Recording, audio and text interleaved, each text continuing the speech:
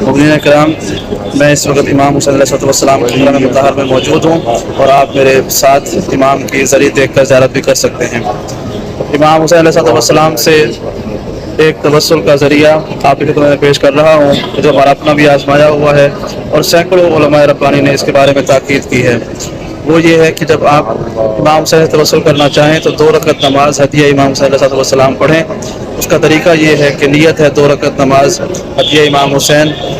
اللہ، اور اس کے بعد ہر رکعت میں الحمد 1 مرتبہ اور 10 مرتبہ سورہ توحید کی تلاوت کریں۔ نماز کو مکمل کریں تشہد اور سلام کے ساتھ، اور اس کے بعد آپ سجدے میں سر رکھ کے امام عالی مقام امام صلی اللہ علیہ وسلم کا واسطہ دے کر پروردگار سے دعا کریں، تسبیح سجدہ پڑھیں،